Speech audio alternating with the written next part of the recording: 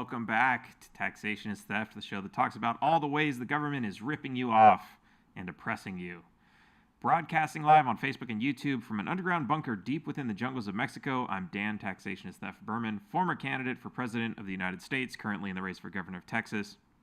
And tonight, Karl Gallagher is a science fiction and fantasy writer whose stories wrestle with why and how people have governments. Why, I don't know. I've never been able to answer that myself. Including a planet that runs on voluntary contributions. And a displaced, that part sounds really awesome, actually. And a displaced group of hobbyists finding leadership they had for their play is now in charge of their survival. He also looks at what new oppression we may see in the future, which kind of reminds me of 1984, so this should be interesting. And his first trilogy was nominated for the Libertarian Prometheus Award, which is really awesome also. But before we get started, if you're watching the live stream, make sure to like and share. If you're on Facebook, start a watch party. If you're on YouTube, share it to your Twitter. Get some other people in to watch this, because this is really awesome. And if you saw recently, YouTube's already been banning a lot of people, and so they've been suppressing our stream too, interestingly enough. And we've seen that from our past shows. Our reach is going down and down and down. So we really need a little bit of elbow grease in here. Help us get some reach in front of some other people by sharing the video, and hit the algorithms hard by liking and commenting. And of course, while you're watching, if you have any questions or comments, then make sure you type those into the comments. We will see them here. Sometimes we read them. Sometimes we answer them if they're questions. Yeah, egg us on. And of course, head over to taxationistheft.info. That's our merch store that has all kinds of really cool stuff, like this Taxation is Theft hat that I'm wearing that you've seen everywhere. And we've got all kinds of other really cool stuff there that you're going to like. And that's it for all the boring talk. Let's get on to the show. Karl, how's it going? Oops, hold on. I forgot to unmute you again. Let's try that again. Karl, how's it going? It is going well for 2020. Maybe that's why I keep forgetting to unmute people. It's 2020. That would explain so much. Yep. So let me remember something to start off by asking something that I keep forgetting to ask at the beginning of every show. Which tax do you hate the most? Okay, this is petty. It's really petty. There are much more important taxes that are a bigger problem. But the one that annoys me the most is my hometown charging me $25 a year for the privilege of uploading books to Amazon for all of you to buy. What? You know, I'm already paying. I'm doing this from my house. I'm doing this from the very computer that I'm talking to you right now. So, I'm already paying my property taxes and sales taxes for the roads and paying my water fees, paying all that stuff. Your FCC and tax then on for top the internet. on top of that, they charge me $25 because I have a business. And of course, I registered my business with the state of Texas, which is how they found out about that, because they, if I actually, if you buy my book from Amazon, Amazon takes care of the sales taxes. I don't have to worry about that. If I actually physically hand you a book, I am legally required to give some money to the state of Texas. They have finally, recognized that I am a small enough business that it was costing them more to process my paperwork quarterly. So now I only have to do this annually. Because honestly, it probably cost them a lot more to pay somebody to process my paperwork than I was paying them in sales taxes. And, on top of that, there's the hours I was spending figuring out their system and keeping track of every sale to the dollar. Actually, that to the penny, but the worst. So the sales tax is irritating, but the state of Texas collects sales taxes, and unlike Tennessee, they don't have something where Okay, if you're collecting less than $1,000 in sales a year, don't bother us. Tennessee has a little exit there. Texas, no, you sell $1, we want 8 cents. It's like, well, it's a government. But then the city I live in is charging me $25 and it's just totally out of the blue because they can. So that's the most annoying tax.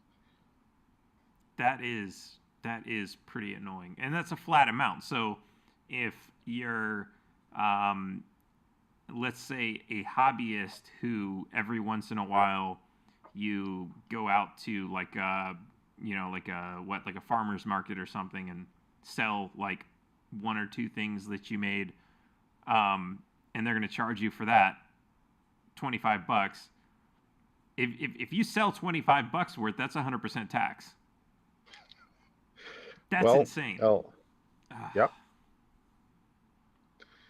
That's insane. Yeah, no, yeah, that's not petty at all. I mean, that's petty of them. yeah. That's seriously annoying. And what would happen if you didn't do this? What kind of threats do they back that up with? Well, there was no threats, but it's just very Yet. implicit that, if I don't pay them, I'll get another letter and then I'll get a third letter.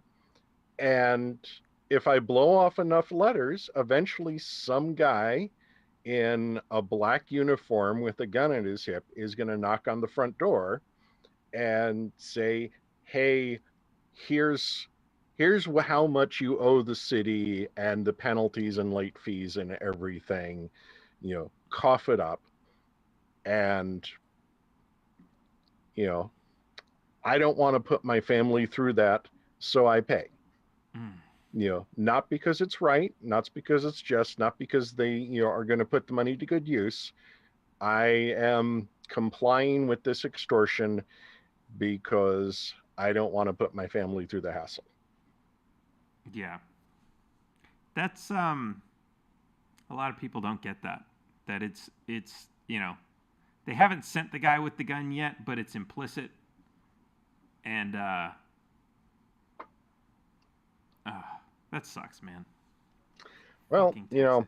Well, that's why I'm running for governor, so we can get rid of sales taxes and property taxes.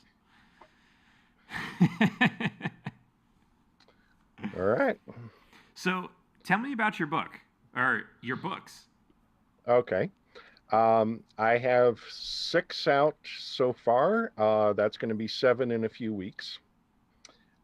First 3 are the Torchship trilogy, Torchship, then Torchship Pilot, and Torchship Captain. Um, this one starts out as a kind of Firefly type space adventure.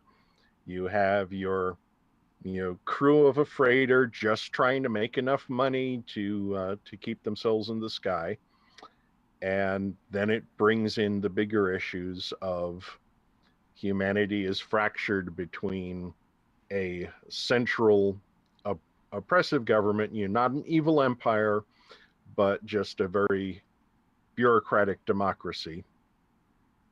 And then you have the various worlds that are not under that government and are having to put up with attempts to be brought under control, which eventually turns into open warfare. And the problem is, they're doing all this while there's already warfare between humanity and the artificial intelligences that destroyed Earth and forced everybody to flee to the stars, because the bureaucrats just can't focus on one problem. They have to try and get control of everybody, even when there's all this other stuff going on. So in the course of which you have some planets which are the outer planets are the disconnected worlds, because they are not connected to the fusion, which is the big government, and they all have their own thing. um, the heroine is from a fairly boring bicameral democratic government. The captain is from a world where they solve governments and taxation at the same time by simply auctioning off positions in the government. So you want to be a senator, pay more than Other folks, if you're one of the top 100 bidders, you get a seat in the Senate. That's kind of how it So works not that here in the U.S., right? it just cuts out the middleman, you know, and of course, it operates a bit differently as a government because they're spending their own money. So, which is a lot different from people spending other stuff. There's another world in the setting, which unfortunately we didn't get to visit in the course of the plot I had. But if there's another story in the setting, I may go there, where they essentially have pedestrian democracy. If you buy a chunk of land, you can set up whatever type of government you want. And so they wind up in a pseudo-feudalistic nested governments where if you become the local baron, you can run it any way you want, including being, total personal tyrant. And you can do whatever you want except keep people from leaving. So that's the feedback. That's the constraint on government. If people don't like your system, they're out. That's Which is, yeah, that's always nice. That I mean, it's unfortunately it's the if you don't like it you can leave model. and it can be very expensive. I mean, for me to move someplace else, Well, yeah, if we're moving the talking about family, moving the job, it's yeah, and it's if we're talking about expensive, but you can. this is like a from planet to planet kind of thing, right? Well, no, this would be just within the planet. Okay. So, yeah, Um. and Yeah. I've done. I was gonna say I'm gonna go off on a tangent here because I'm sure there's we'll come back to this. But this already sounds interesting. But like that idea, like I've always had this kind of like this like idea of a what happens if somebody created an island and they set up like whatever kind of government they want and there's taxes and everything, but they're the only person there, but then people voluntarily go to that island understanding that they're going to have to pay taxes and agreeing to all the laws and rules and everything that are there, but and like you said they'd be able to leave, but at the same time it's like what happens when they have kids that are now on that land and in that system and they're like, well, I want to leave. Well, if you want to leave, you're going to have to earn some money first, and that's just the way the world works. And it's kind of like I think that's kind of that's where that system kind of breaks down, because now you're introducing new people who haven't had that contract. Yeah, and every system's going to break down. I think part of it is we're fundamentally running up against the laws of thermodynamics. The fact that you need to eat, that you need resources to keep a roof over your head is going to constrain you, and it's going to constrain people in groups. And if there's a government, it's going to constrain the government. This is something I addressed more directly in my fantasy story, The Lost War, and its sequel, The War Revealed. You've got a bunch of historical reenactors, something like an SCA group, and a magic spell flips them to another world, and here they are in the wilderness with orcs and dragons and elves running around. But their initial thing is, we were just going to spend the weekend camping out here, and then we were going to go home. So we've only got 3 days worth of food, and how the hell are we going to keep from starving to death? And that's something that requires effort and organization. And so they wind up having their pretend government for their hobby having to be in charge of the real decisions they need to survive. Interesting. Who's collecting food, who's carrying the shit out to the sewage dump. And and the last one is a much harder argument to solve.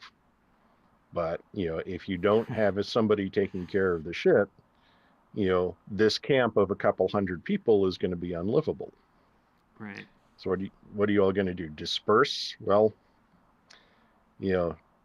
dispersal can work. I mean, we've had that, but you can only support so high a lifestyle with one family on their homestead. You need to interact with a larger group if you want to have a modern lifestyle. And that means much more complicated stuff. And that means agreements among large group of people. And whether you call it a social contract or not, it's, you know, you're going to be forming a group. It's going to be a society, and you're going to have to deal with it. And one of the things we've seen through history is there's good ways and bad ways to deal with that. Um, and we're doing a hell of a lot better now than we were 1,000 years ago. So I will take that and be thankful, and I remind my kids of that whenever they complain too much about how things are in the present day. Right. Yeah, it's interesting. I've heard this. I've heard several different people throughout this statistic that we're living in the most peaceful time now than ever before. As much crap that we have to deal with, the number of people dying in wars is at an all-time low. Theft, robbery, murder, all that stuff is at an all-time low, globally. So I think that's kind of helpful and interesting. But it doesn't help that we have the media is broadcasting more of it because they found we love watching that stuff, and they can get, that's how they get our eyeballs to stick on their channel, and that's how they make all the money from their advertisers. So their framing of the world makes it look a lot worse than it is, or not worse than it is, because it is actually that bad, but relative to what we used to think it was, I think. Yeah, well, some of that is, call it a design flaw in the human brain, Mm-hmm. which isn't a flaw so much as when you've got 100 people roaming the savannah watching out for leopards, you know, it is, with any detection system, you can have you'll have false positives and false negatives, which, for those in the audience not used to some of the technical jargon, you know, if you see a bush blowing in the wind and you think it's a leopard, that's a false positive. If there's a leopard standing there and you think it's just a bush, that's a false negative, in your leopard detection system. And so we have trained to look to have our system have many more false positives than false negatives, because a false positive upsets you and wastes your time, and a false negative eats you. So we really, really don't want false negatives. And so what we have is a news system that gives us lots and lots of false positives, because they get more clicks on their website for a false positive than for a truthful negative. Right. When COVID cases double, when COVID death rates double, big headlines. But at the same time, there was a wave this summer, and that wave stopped, and we've got another wave increasing.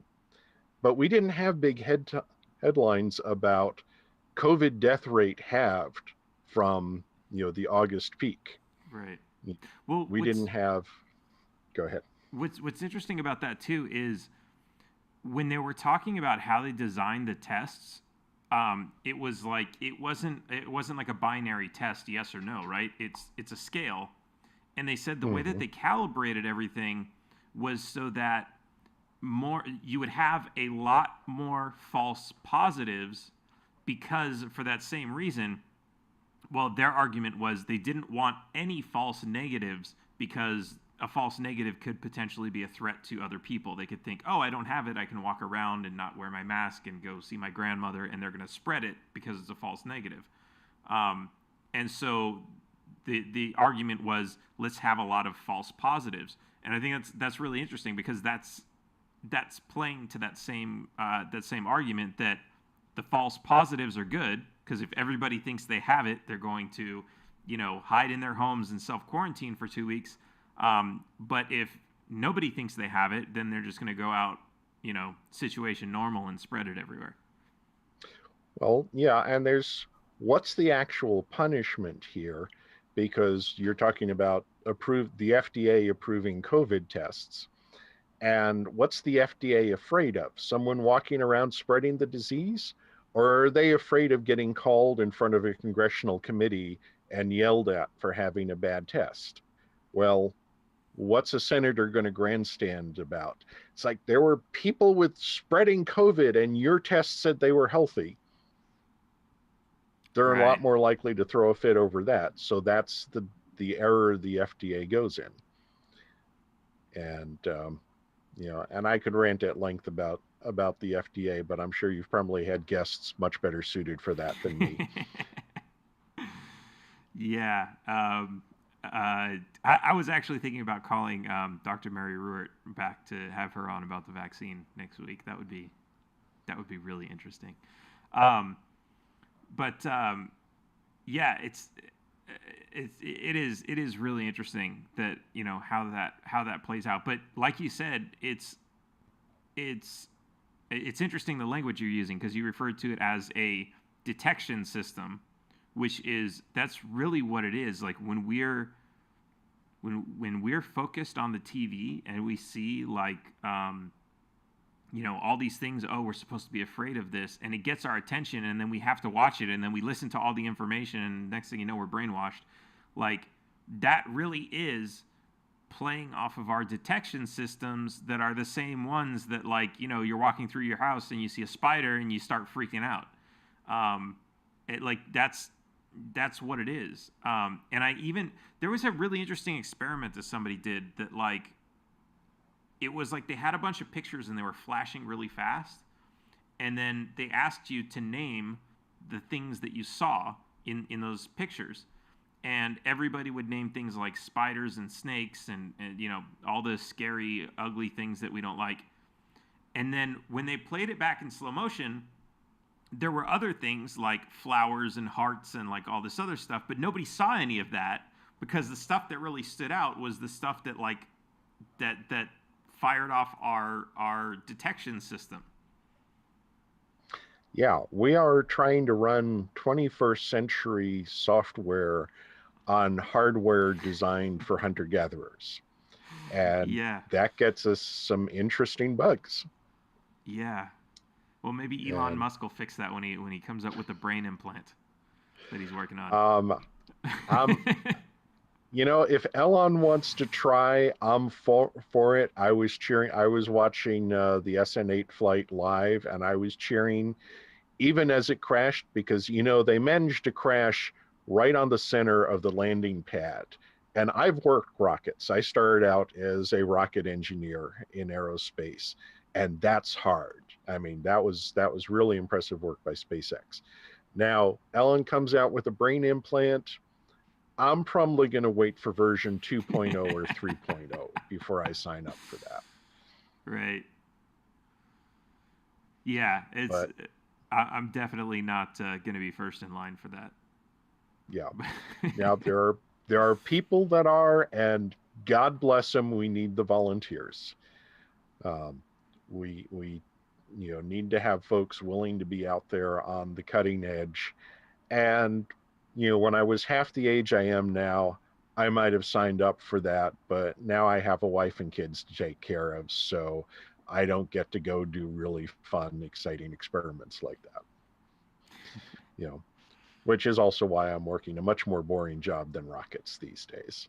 So all of my rocketry goes into the books. Nice. So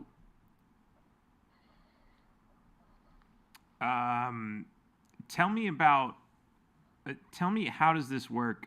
You said you've got a book that's about, or part of one of the books where there's a society that's based entirely on voluntary contributions, and I would hope also voluntary associations. Is this a libertarian utopia kind of thing? It's probably as close as I've ever written to a libertarian utopia. I wouldn't want it to be a utopia, because I figure if I write either a utopia or a dystopia, I've failed in my job, because it has to be more complicated than that to be interesting. So the planet Bonaventure, has, this auctionocracy system where they auction political offices off. And the captain of our merry band of adventurers had at one point in his life served as senator, because the Spacers Guild would pass the hat and raise some money so they'd have one guy in the Senate to make sure that the laws were reasonable for spacers, so that there could be decent rules for handling ships going on and off the planet. And where we see that getting strained is when the war breaks out and these people are facing serious threat. Then they start pressuring each other to up their contributions. So I have a scene where they describe a dinner party where someone stands up and says, I'm a quarter share man, I'm donating a quarter of my income to the war effort. And people at the table are standing up and saying, yeah, I'm donating a quarter, until the remaining people are pressured to make their commitment to donate much more than they had been. Is that taxation? Well, not yet, because they don't have someone with a gun coming to their door to make them pay that up. But, if people get crankier about it, are there going to be, is there going to be social consequences, what nowadays we call getting canceled? If someone, says he made a donation and didn't, are there going to be lynch mobs enforcing donations? And that's because you have this group facing a large outside threat. And in the book, the planet actually does get invaded and occupied, in the course of the series before they're later liberated, thanks to the action of the protagonist, because that's how adventure novels work. But, these people are pressuring each other to do their part. And so I want to show that even if you don't have a coercive government that's collecting taxes, the forces that lead to a government forming and taxes being enforced, they're still going to be there if you have a threatening situation. If you have a collection of people who need to survive, they're going to do what it takes to survive. And the question is, how can we find a way to assure our survival, whether it's from an outside power invading with guns, or dealing with a disease, which is this year's big problem, or whatever else comes along. How do you manage to handle that problem? And from the libertarian point of view, how can you do it in the least coercive way? And, in the Bonaventure case, if enough people are donating to meet the needs of the military to fight off the enemy, then you're kind of doing it like the Kickstarter system. Enough people donated, it happens, you can go forward. But if that system fails, then people are much more likely to go to a coercive option than to just give up and let themselves get killed. So that's kind of the big problem of libertarianism. How do we come up with options that people will go through and be sure of their survival, so that we can minimize the amount of petty government just taking stuff because they can, and handing out guns to people who will abuse us because they can. Right. And that's interesting too, because you're talking about a situation where there's actually a social pressure to take money from other people. And I think ultimately that's what we have today, just with kind of the government acting as a middleman for that. Because ultimately you have, the government, they tell us there's all these things we need to be afraid of. The world's going to go to hell. Like, all these criminals are going to break into our houses if we don't pay our taxes, and have the police and, all these other things. If we don't have the national defense, our kids are going to be stupid if we don't pay for the schools. And so there's a social pressure. And so what's interesting is like, it's not just the government that says we want to collect taxes. There are like, there's a large portion of the population that support the government in doing that, that say everybody else should be giving money to the government because the government does good things. And so ultimately, yes, it's a government force that's stealing from us, but that is backed by a social force, which is, I think, exactly what you're describing. So in some way, that's kind of like the maybe the way that you know, that if, okay, this is one thing I've said, where if we got rid of the government completely today, the people who want that government would create another one tomorrow. And so if we don't figure out how to make those people happy without having that government, then the government that we have is just never going to go away. That's the way to get it, is to get to if you want to get rid of the government or any part of it, you have to get rid of the desire to have it, and you have to have you have to come up with an alternate way to make those other people happy. And I know there's a lot of resistance even in the libertarian movement to that idea. Like, why should I make them happy? I don't have any obligation to make them happy. But the reality is you're born into an environment with all of these people who have built this destructive system. And if you want to fix the destructive system, even if that means getting rid of it, you have to fix the desires of the people who wanted and created that system. Otherwise, it's just always going to be there. It's not just going to it's not like you can just bury your head in the sand and it's going to go away. Yeah. I mean, there is the option of exit. We were talking about Elon Musk's rocket earlier. There are going to be people going to Mars because, I'm going to find myself a crater and I'm going to take over this crater and live here with nobody bothering me. There are people talking about seasteading, where you mentioned earlier building an artificial island. There are people working on designs for that, Patry Friedman and the Seasteading Institute. So going off on your own, setting up your own system, a lot of the early European colonization of America worked in just that way. Of course, some people were not so much coming here for freedom as wanting to set up a system where they could oppress other people that they wanted to oppress, rather Right. than being on the receiving end. Plenty of stuff on that in history.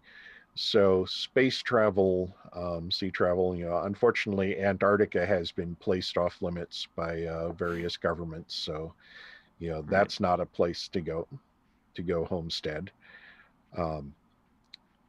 But exit is kind of the solution for that. And I think it's succeeded because, I mean, as much as you and I have been complaining about the US government in the course of this conversation, it's still doing a hell of a lot better than most of the governments that our ancestors fled from. I mean, yeah, we complain about the gun control laws.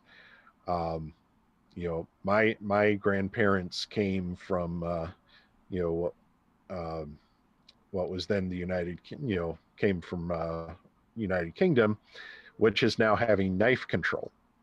Right. And they'll take your garden trowel because it might be a weapon.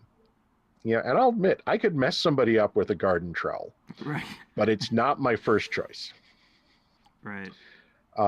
And so that wave of exit has made the U.S. a more successful, free government than a lot of the other ones out there, and hopefully people who emigrate to the moon when that becomes cost effective, ones who go to Mars.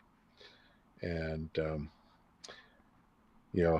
I think Elon Musk's technology would be a lot more useful for getting to the moon, cheaper. But, problem is the moon's pretty close to Earth, so you can't be that sure of avoiding interference from governments. And there's been some Right. good stories written about that. Right. You got to get far enough away. But this is interesting Yeah. too because like even the exit strategy, right? That's still a concept of no man's land, right? You're finding no man's land and you're taking it for your own. And what's interesting is like governments will tend to say, well, that's not really no man's. Yeah, you're a couple people who are on that land, but that's not really yours. It's still no man's land, and us as the government are now going to take it over. And I think that's how, I mean, you look at the United States and how all these states were taken over from indigenous people who were already living there. Like, oh no, you don't have a government, so you don't have property rights. But then the government now owns all of this land, and it's like it's really like to the point where like if you have a big enough military force, you just take a map and draw a circle and say this all belongs to me.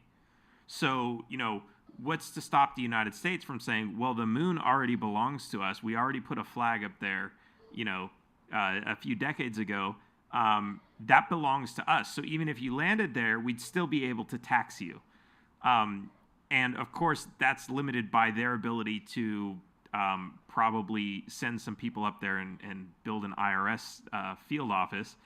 But it's like it really is like that. It's like who's going to get more people there first? Who's going to build a military to protect it from the IRS coming and setting up an office there? Yeah. Exit is hard. You have to go far enough away that um, that's not going to be, not necessarily impossible, but not cost effective Right. for the government to come after you. And there is the problem that whatever technology made it possible for you to get to Mars is also going to be available for the United States to get to Mars. Um, Now, for science fiction writers, it's like, well, what if I invented a good space drive and kept it secret? And that way the government won't be able to follow me. Well, great option if you can pull it off, but that's hard to do. It does make for some fun books. Um, the guy who beat me out for the Prometheus Award with Travis Corcoran with The Powers of the Earth wrote about very much that scenario where someone invented an anti-gravity drive and used it to set up a colony on the moon of you of anarchists, which Nice. has trouble. And of course, the plot of the book is Earth, the governments on Earth figuring out how to follow them, and it's a fun read, but it's exactly the problem here. The problem with exit is you keep on having to exit farther and farther out, and they will come after you. And we have an analogous problem, here in Texas, where someone will decide, I don't want to deal with the mayor. I'm going to move on out to the country and just set up a trailer on some empty land and have nothing. And then they get this letter that says, hi, the city of Fort Worth has annexed this chunk of land, start paying taxes and we'll get you a sewer connection sometime in the next few years. And there's Yeah. been some fights here, but that is a power that cities have exercised to annex other communities. So Yeah. exit is hard.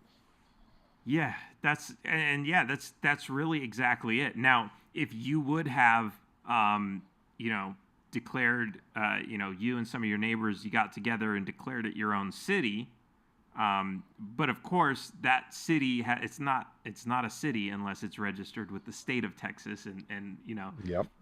but that would be the only thing that would prevent another city from annexing that. And people have done that. It's just a fair amount of work. And there's also the old law of any organization that isn't explicitly right wing sooner or later becomes left wing. you have to make sure that your new city doesn't wind up getting taken over by somebody who wants to wield its authority Right. excessively. And that's the terrible problem in libertarian folks. I know you run for office. I voted for other folks who run for office, and I appreciate them. But your basic libertarian is not someone who enjoys running for office, and that's a big handicap in politics. Yeah.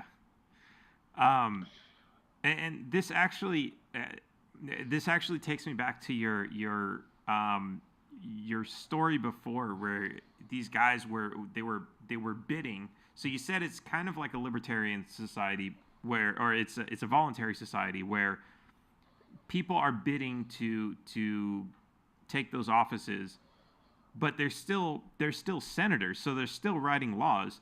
Um, what kind of laws are they writing that would, like, is the government still voluntary? Because you mentioned things like, laws about how they would get, I think you said, chips off and on, in and out of the planet, which sounds like import and export laws and regulations. Yep.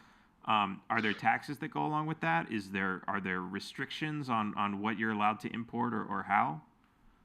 Well, okay. The US has a bunch of non-taxation laws. If you want to build an airplane, you can build an airplane and just fly it yourself, and that's legal. But if you want to sell tickets to haul cargo, to carry passengers or haul cargo, your plane needs to meet the FAA standards of safety. And yeah, they keep adding fees on, but even if you had no fees involved, you would still have an FAA inspector going through and checking out all of your paperwork and making sure that you have your plane safe. And we have examples. Boeing recently, with the 737 Max, they decided to make a few safety features optional. And Americans have been flying. They flew on 737 Maxes that had those features because the airlines looked at them and said, "Oh, no, no, we don't want to have a single point failure. We want this redundant sensor." And so they didn't. Some third world airlines decided, well, if that's optional, we can probably do without it. And their planes went into the ground, killing hundreds of people.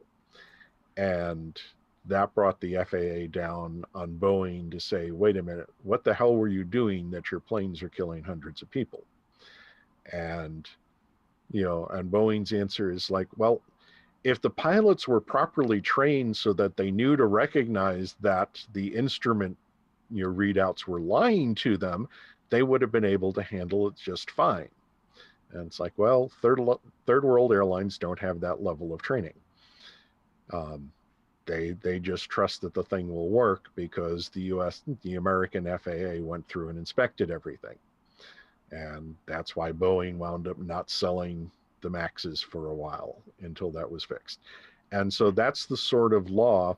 What standards does a spacecraft have to meet? This is, in the Torch Ship series, you have ships that can fly they can accelerate up to a percent, 1 or 2% of the speed of light.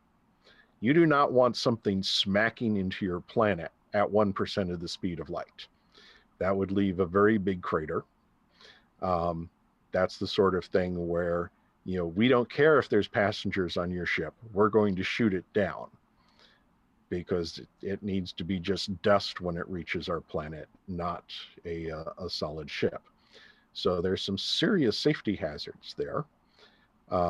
This comes up as a plot point, when they're trying to escape a planet. It's like, okay, we're going to wait for 4 ships to take off because we know there's 4 anti-ship missiles at this port. And so once the first 4 go up, then we'll lift off because we know they're prepared to blow us off if we take off without permission, because the power of a spaceship is, even more destructive than an airliner. And we saw on 9/11 just how destructive an airliner can be. It's a lot of power, it's a lot of danger. And if you have people crowded together, they're going to want to be kept safe from that. If you set up a homestead on Mars You can have your own torch ship, and no one's going to be around to be bothered if it explodes. If you're in Elon Musk City and it has a population of 1 million people, those 1 million people are going to have strong opinions about someone bringing in his home-built spaceship to land on top of them. And so regardless of how you pay for it, you can pay for it entirely voluntary, but there's still going to be restrictions. Just like we have, restrictions on shooting people. You shoot somebody in town, there's going to be a whole bunch of consequences. And how we pay for the people investigating that is an entirely different problem.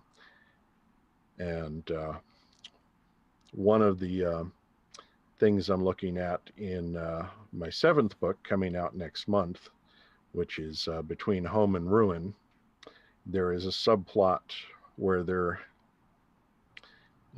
is oppressed people under the censorate who will frequently not get law enforcement services. And so they wind up having to deal with crime on their own. And so they will do something along the lines of the Icelandic sagas, where you have blood prices paid from one clan to another, to deal with a murder, rather than, arresting an individual. It's the clan who's held responsible. And so we get a look at a death creditor hired to investigate a murder, in this case to deal with the fact that she's being accused of responsibility for the murder, and she's trying to find who's actually responsible, and how to go ahead and do an investigation when you're not a salaried officer of the government, but a private individual who's going to get paid a percentage of the blood price for this crime. And so that's a way where you wind up dealing with crimes without having taxes. And so there's, crime and safety regulations and stuff like that. There's a lot of stuff that is going to have to be handled by some sovereign. I mean, you could spin off the sewer system. My city handles sewer and water services. That could be a private company. My kids go to government schools. They could be private schools. They could be spun off easily. But when you get down to stuff like safety regulations and law enforcement, you either have one sovereign or you're going to have feuding clans. I've seen there's some lovely stories. Werner Vinge's The Ungoverned, which you may have read, which has private law enforcement stuff. So you have a polycentric legal system, but it's kind of tossed in as a side. You have to have one system at the top to figure out how to resolve conflicts between the different legal systems, or you wind up just shooting it out, which is not the kind of situation most people want to live in. Right. This is interesting because there's I guess going back a little bit, when you talk about safety regulations and then you talk about crime, so like there's a distinction here, right, between like a crime, you steal something, you kill somebody, there's actual harm done, versus safety. And there's an argument that a lot of people make, and I hear the argument made with like speeding or drunk driving or those sorts of things, that if you don't actually harm anybody, then it's not a crime because nobody's been harmed. But at the same time, there is, like your example with the airplane, there is an increased danger, and people aren't always aware of the danger. So if you're driving in traffic, you don't necessarily know that the guy next to you is drunk, and maybe he looks like he's driving normally, but then, maybe like a light turns red and he's not paying attention and he just goes through it. So there are like all of these dangers, but then also the same argument can be made, yeah, but those same things will happen with people who aren't who aren't driving drunk, sober people going through red lights. So it's not necessarily, a fact of the increased danger there. but I think it is really interesting. And you talk about a spaceship going in the wrong direction at the speed of light, and crashing into a planet. The When the potential is that big for danger,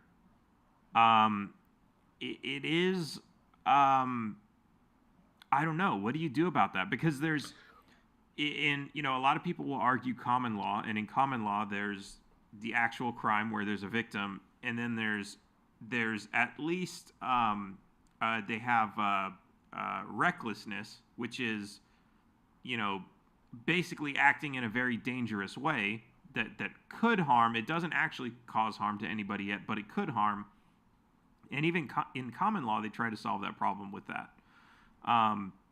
So I think that is really an interesting kind of Yeah. gray I area. actually have some scenes dealing with that in the book that'll be coming out next summer. Currently untitled Space Opera 3. I'm going to come up with something better than that, I promise. But the scene is we have the clan society has been liberated from the evil empire, and the liberators are trying to deal with stuff. And our hero, who's spent enough time on the planet to learn how things works, is explaining to the new government, it's like, no, they don't have driver's licenses. And it's like, and the governor's, it's like, okay, they don't have driver's licenses, but they're not wrecking cars all over the place. So what are they using instead of driver's licenses? And the explanation is it's a clan system. You are not, individuals are not responsible for their debts. Their clan is responsible. So if someone goes drunk driving, what happens is all the damage that he causes, his clan has to pay for. So you've got 200 people suddenly, eating ramen and living in a tent because this one cousin decided to drive his car into a school Right. bus. But in an individualist system like ours, you know, if I ram my car into a school bus, I cannot pay for the damage that I've done. And And I what mean, I can clan is speak going to to this do from that? the victim. My family has been harmed in ways that the perpetrator could never repay. Um, you know, and so the question is, if you have a blood price system, then it puts it on the clan of, okay, yeah, cousin Eddie, he doesn't get to drive. You see cousin Eddie, having a beer, make sure he doesn't get his hands on the keys. Right. Um, And there's that so it puts incentive in, because everybody else in the family is going to have to pay if he does anything. yeah. Now the flip side is, there's a loss of freedom there because, yeah, I am not the most dexterous person. If I lived in one of those clans, they might say, it's like, Karl, you're a klutz. We're not letting you behind the wheel of a Right. car. And so I could be 30 years old and having to hit up people to give me a lift. So it's a system where they're free from the government. They don't have the government making them, jump through hoops to do that. But at the same time, it makes them very dependent on a clan.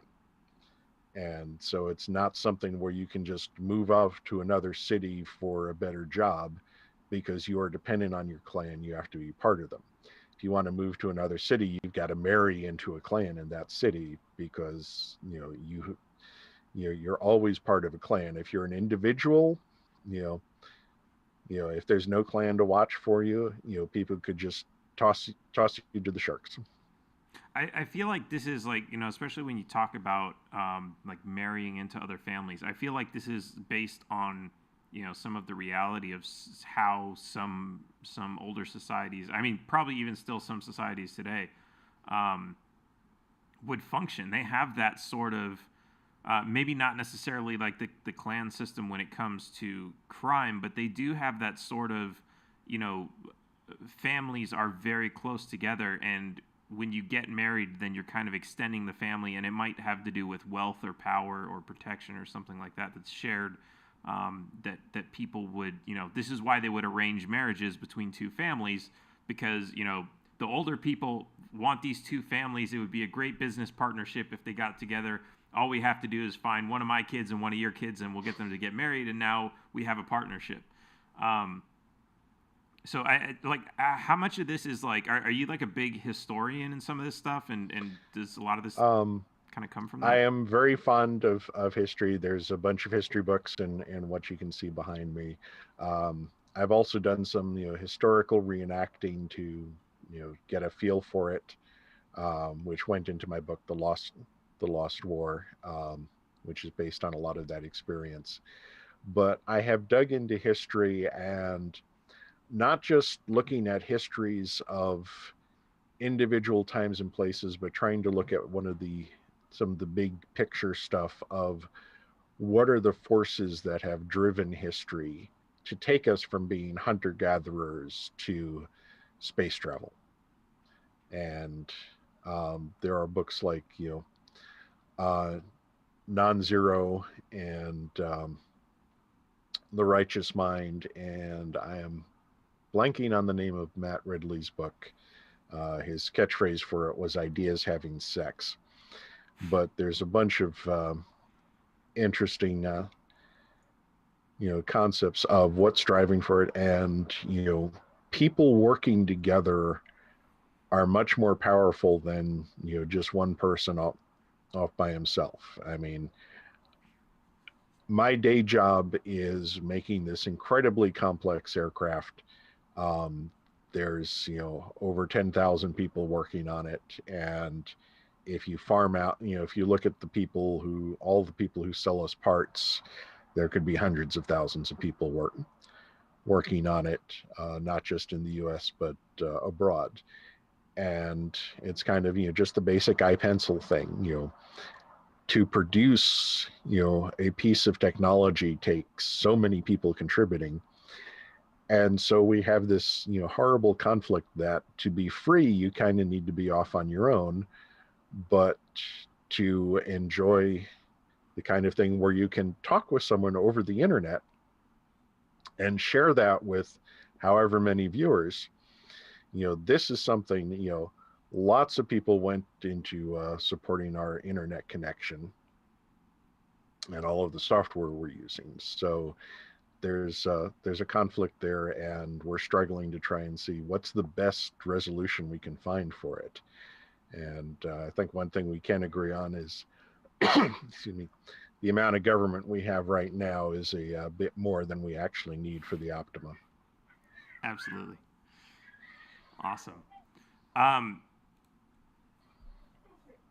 So we're coming close to the end of the show, but I'm not really into like fiction books or fantasy well, I used to be as a kid. I used to love The Hitchhiker's Guide to the Galaxy and those books. But like when it comes to reading, I'm usually like really on, I don't know, like political stuff or like mental stuff or marketing or kind of like more stuff that would help me be applicable in the real world. But I think like listening to how you're talking about these stories, and even like I know like there's a lot of Trekkies that look at, like, I've argued economics with them, and they say, well, we could have like a Star Trek based economy where the money's just there. And I think that's really interesting because you're actually using fiction or science fiction not just in like this is a great like imaginary fantasy, but as a great way to look at other ways that government might function without having it actually exist in the real world like that. Like, people are always saying, well, if the libertarian government was the best form of government, well, why haven't any of the other countries done that yet? And it's like, yeah, well, it hasn't happened yet. I mean, if space travel was the best thing, why wouldn't people have done that yet? Well, they're just starting to do it now. If living on the moon was the best thing, why wouldn't people have done it yet? Well, we're just now getting the technology for that. We're just now learning enough about humanity to get to the point where we can have voluntary societies, I think. So this is really interesting, and I'm actually really interested in your books now, even though I'm not a big fiction reader. Uh, and at the end of the show, I give everyone an opportunity, but I really want to know, where do I get your books? But go ahead and plug anything else you're working on also. If anyone's interested in learning more about you or your books, where can they find you? Where can they follow you, etc.? Okay. Well, I have some announcements at kelthavenpress.com.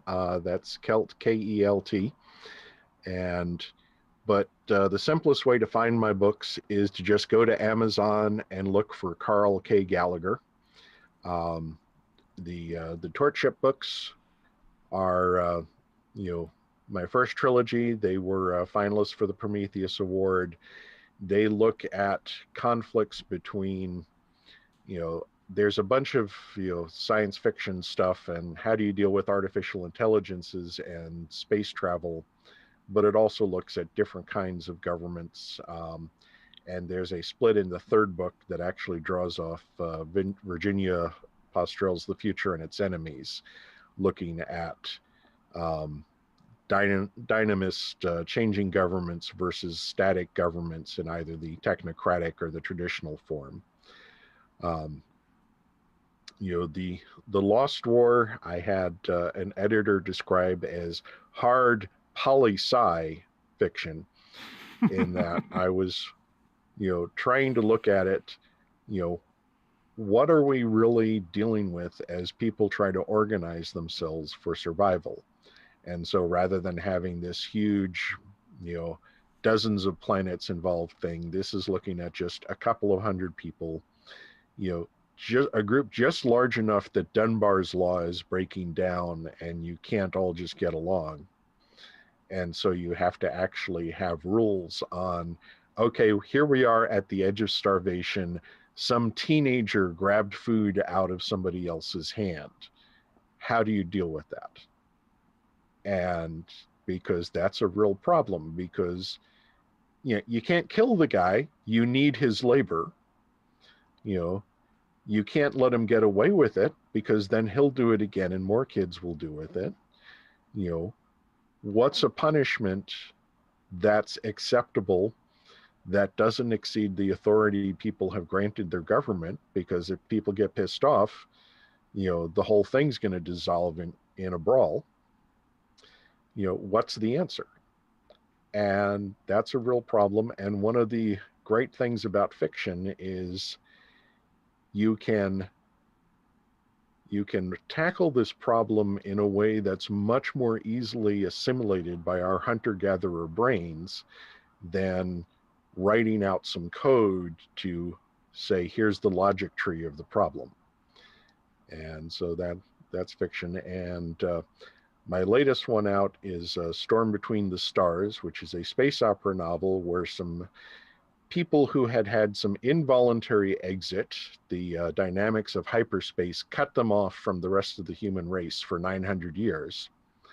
And now the shoals of hyperspace have shifted, and they discover that there is now a very nasty, oppressive government, the Censorate, that wants to erase all of their books. And, because they realized, hey, 1984 has all of this work creating fake history. Why have fake history? Erase it all. You can write a book and people can read it for the rest of your life. And when you die, we erase the book. When a painter dies, we trash his paintings. History, there is no history. The censor has ruled for the past, and the censor will rule for the future. That's all there is. And so, these people have come out of their exit and recontacted the rest of the human race and found this very nasty situation. So, wow. That's a really scary thought, because if you think about, people can say like, books, whatever, art, whatever. But I mean, really think about like what history is. Like, I've heard so many people say, if you don't know where you're coming from, you won't know where you're going. And if they were to erase the history of the United States Supreme Court and all of its rulings, what would that do? Because even yeah, I think that's, you know, we don't really, we look at the society we have today, and I don't think many people really put in the appreciation that what we have is the sum of everything that has happened in the past. And so if you were to just erase it, and we still reference that past, right? Like if there's, you know, Supreme Court cases didn't just happen and then that's in the past. They're referenced every single day in every single trial. Like, oh, the Supreme Court says blah, blah, blah, blah, blah. That's what our legal system is. And to just erase that would change the course of every dispute resolution that we have in the future. That's pretty wild. Yeah. And many of those are things constraining the government. So as the government erases the past, they give themselves even more control. Absolutely.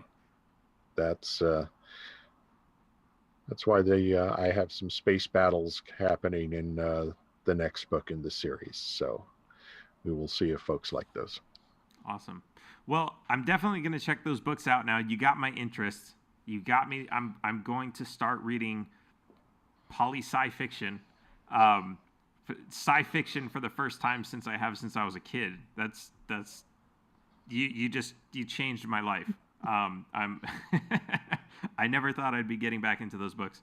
But thank you so much for joining. This was a really awesome conversation.